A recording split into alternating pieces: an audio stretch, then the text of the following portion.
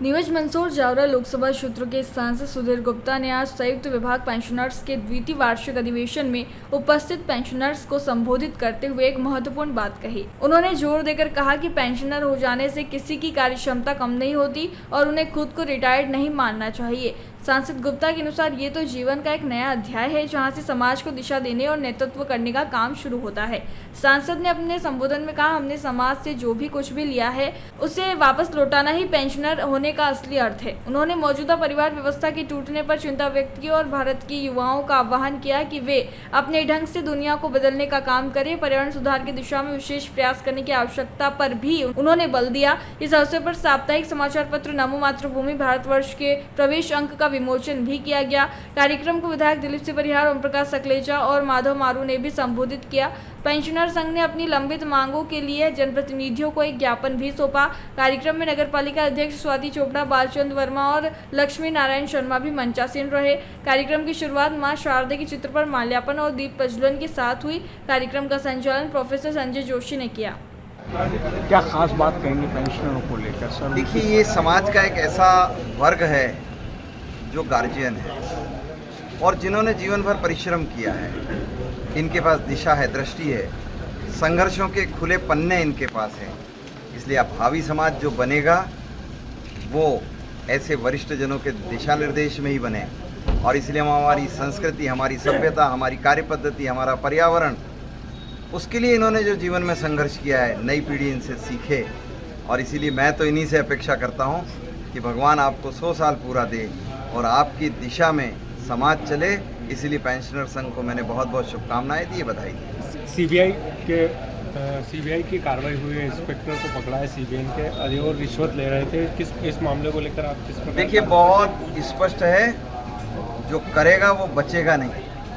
ये समाज जीवन की एक सुचिता वाली व्यवस्था है और उस व्यवस्था का पालन सबने करना है। सरकार की आंखें खुली है और दृष्टि साफ है। एविडेंस बेस्ड जितने काम होते हैं सरकार उनको दंडित। आज पेंशनर संघ का सम्मेलन है, उसमें हम सब जनप्रतिनिधि उपस्थित हैं। Professor LN. शर्मा जी ने आज समाचार पत्र का भी विमोचन है, तो इसके लिए भी मैं बधाई देता हूँ, शुभकामनाएं देता हूँ। देश उठेगा अपने पैरों, निज गौरव के गान से। जो पेंशनर है उनने जीवन का अनुभव लिया है और सरकार से जो जो उनको अपेक्षा है वो जनप्रतिनिधि के माध्यम से हम वहाँ पहुँचाएंगे और उनकी अपेक्षा पूरी करने का काम करेंगे। आज तो हम आनंद ले रहे हैं।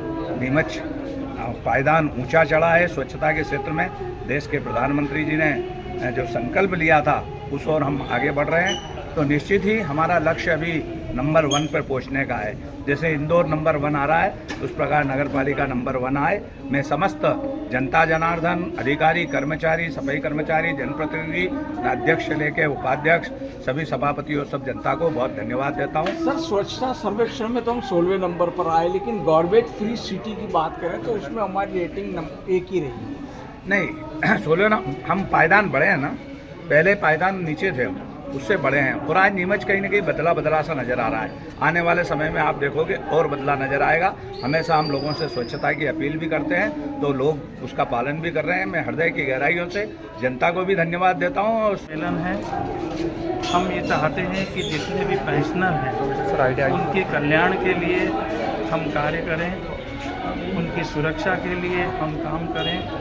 उस लिए ये हमारा सम्मेलन। कुछ मांगे भी रखी गई है, ज्ञापन हमारी दिया गया मांगे है। ये है कि जो हमको समय से जो डीए की महंगाई भत्ते की जो राहत है वो 8-8, 9-9 महीने लेट मिलती है। तो हमारा निवेदन है कि शासकीय कर्मचारियों के साथ ही हमें दी जाए और जो हमको 8 महीने का नुकसान हो रहा है आर्थिक, वो ना हो, ऐसा हमने माननीय मुख्यमंत्री जी से और केंद्रीय वित्त मंत्री जी से ज्ञापन के माध्यम से निवेदन किया है। और आज ही नमो मातृभूमि भारतवर्ष एक साप्ताहिक समाचार पत्र का विमोचन भी हो रहा है। मेरा नाम डॉक्टर लक्ष्मी नारायण शर्मा, प्रदेश अध्यक्ष पेंशनर संघ।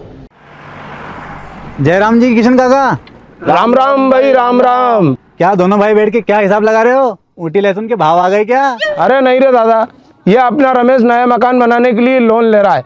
हिसाब किया तो पता चला कि लोन का पैसा तो ईंट और रेती में ही पूरा हो जाएगा। और अभी तो सीमेंट लानी है, सलिया लाना है और तो ठेकेदार को भी पैसे देने हैं। मेरे तो कुछ समझ में ही नहीं आ रहा कि कैसे बनेगा मेरा नया मकान। अरे किशन काका, कहाँ इन रेत सीमेंट और लाल ईंटों के चक्कर में पड़ रहे हो। मेरी बात मानो तो अपने घर को बाबजी एएसी ब्लॉक से बनवाओ। इसमें ना सीमेंट और रेत की जरूरत होती है, ना ही तराई करने की झंझट। और लाल ईंटों के मुकाबले आपका मकान काफी तेजी से बनकर तैयार हो जाएगा। इससे आपके पैसे तो बचेंगे ही, साथ ही मजबूती ऐसी कि सालों साल देखने की जरूरत नहीं। और इससे आप अपना मकान ही नहीं, कुएं और खेत की बाउंड्री वॉल भी बनवा सकते हो, जिससे रोजड़ों की समस्या भी खत्म हो जाएगी। वाह भाई, ये तो कमाल की चीज है। फिर तो मैं अपना घर बाबजी ब्लॉक से ही बनवाऊंगा। और मैं अपने खेत की बाउंड्री वाल। ज्यादा जानकारी के लिए स्क्रीन पर दिए गए नंबर पर अभी कॉल करें। बाबजी एएसी ब्लॉक्स, स्टील से मजबूती।